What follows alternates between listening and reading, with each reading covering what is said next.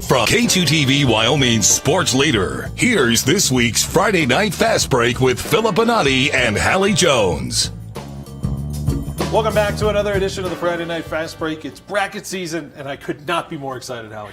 Me either, but I'm exhausted already. It's 2A and 1A regionals going on right now. Some teams battling for a chance at the state title next week. But before we go there, we had a rivalry game last night in Upper Division, the Peach Basket Part 2. Kelly Walsh sweeping the first round. Would it be the same story? And of course, it wouldn't be a rivalry without body paint. The crowd bumped up for this one. The Kelly Walsh side with the green hair, not a bad look. Ahead of the girls' matchup, it would be a tight one throughout for the Battle of Casper. Danelle and Shell with the corner jumper. She'd be fouled on the play, too. Gets the bonus bucket. And then, later in the offense, Trojans working it down low, the miss. But there's Hadley Lloyd, with the putback and the foul. Trojans girls playing tough to start. But this is a rivalry game, and that's why the Mustangs would be able to hang around. Great sequence. Kate Robinson starting the fast break. A nice finish at the back end. It was a one-point game near the end of the third. Kelly Walsh just too strong. Isabel Lyons banks the jumper. Kelly Walsh wins back-to-back Peach Baskets 43-38 over NC. Afterwards, Trojans coach Sarah Twomey sums up her feelings on the game. We were talking about being a lion or being a gazelle. And both of them have a chance to live every day, and we were definitely the gazelle today. And all we had to do was outrun the slowest gazelle, and we won the game. It's basically bragging rights, mostly. Well, sometimes we can get on each other and we push each other, but we're all friends in the end. And the boys playing for their own Golden Peach Basket. Could Kelly Walsh get the sweep, or would those two guys, Jet George and Jordan Burton, only have something to say about it?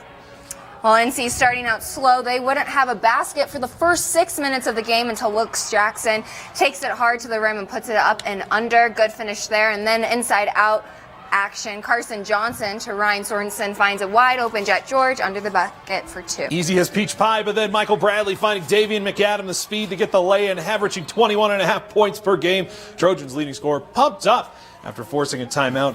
Trojans would go on a 29-7 run to open the game, including one of those buckets with the kick out and the drive by sophomore Caleb Cockrum. And one, Kelly Walsh sweeps the 2019 Peach Basket, ends up more than doubling NC score, winning 70-34. So not much to talk about tonight from the 3A, 4A side, waiting for some games on Saturday to round out the regional brackets. So Hallie, let's take a look at the standings. All right, not much is changing, but What are the teams, Hallie, that we're going to be looking at on the 4A side? I love watching Eric Oliver out of Cheyenne East, but Sheridan has the #1 ranking, only one loss on the year. They can shoot from anywhere on the floor, and of course, Kelly Walsh can sneak up on some teams led by Davion McAdam. Some teams in 3A that I look ahead of regionals, the North especially strong. Aaron Teal, Luke Glassick out of Buffalo, but Lander Valley can score when they play 100%. Tigers a team to reckon with. And on the girls 4A side, the Cheyenne schools look like the top teams, but Campbell County can score. And watch out for Star Valley. I've been saying it all season.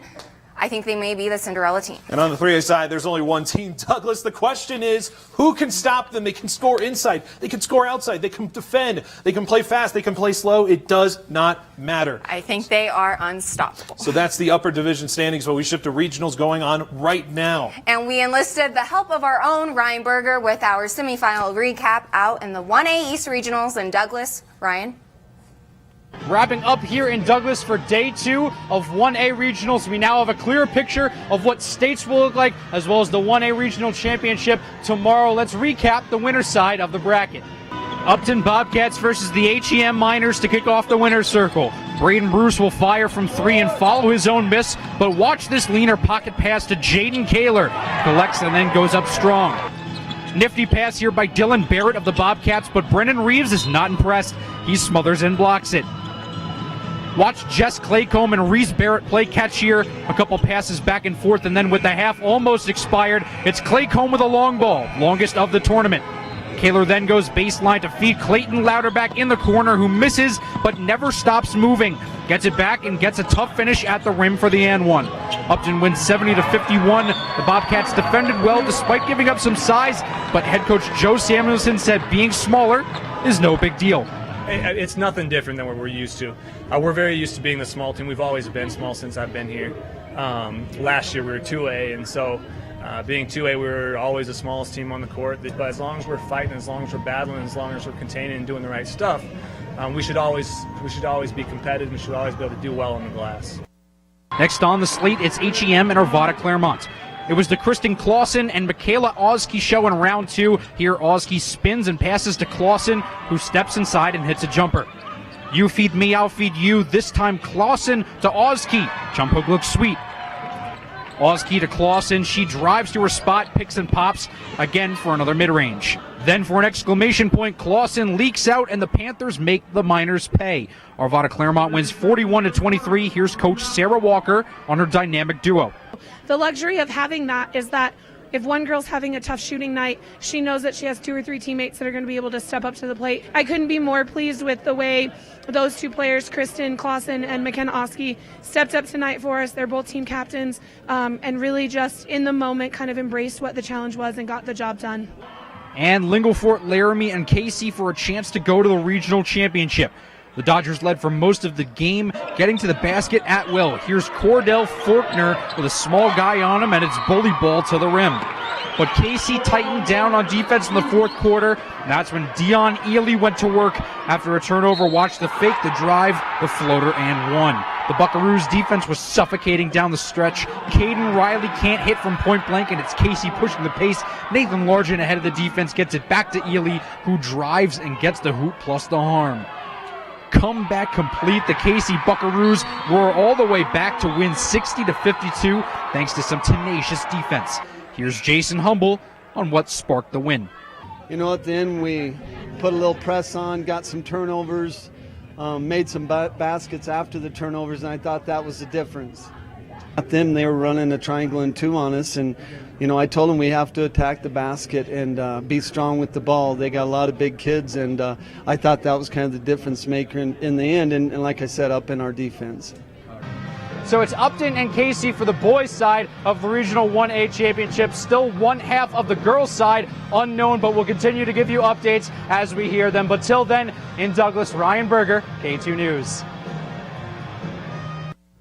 So we have those results out there. I'll be out there tomorrow for the championship games out in Douglas. It's an exciting basketball to get to. But now we're going to roll on past all the way down to the brackets here. We're going to talk about the 2A brackets to start out with. Let's take a look at those. Starting in the boys E2A East. We got some games finishing up tonight, but Pine Bluff's getting past right. They will face the winner of Bighorn and Glen Rock. In the 2A West, we're in Riverton. Number 1 seeds moving on. Wyoming Indian, the best overall team in 2A. They will take on Rocky Mountain, who beat Wind River. In the girls' side, 2A side, the East bracket is set as the Southeast got past Lusk earlier today. They will face Pine Bluffs, who beat number 1 seed Bighorn. And in the 2A West side, regional Wyoming Indian continues their domination, scoring over 90 points on Rocky Mountain. They face Grable, who beat number 2 Wind River. Moving to the 1A bracket side, the East side sets up a boys title matchup between Upton and the defending champion KC at Douglas, a 1 versus 2 seed matchup. KC knocking out the number 1 Linglefort Laramie, as you saw earlier. And the 1A boys West side encampment continues their 1 seed run, making it to the championship. They will face Farson Eden, who beat top-ranked Burlington by 20 points. That game was in Lander. On the girls' side, in Douglas, Arvada Claremont gets past HEM earlier this afternoon. They will take on the Nightcap, still being played, versus Rock River and Linglefort Laramie. And then on the west side, St. Stephen's was the last team undefeated. This year, they continue to be the best girls' team in 1A, making it to the finals versus Cokeville. And that one will be played in Lander as well. A lot of exciting action, and we'll be right back with the rest of the Friday Night Fast Break.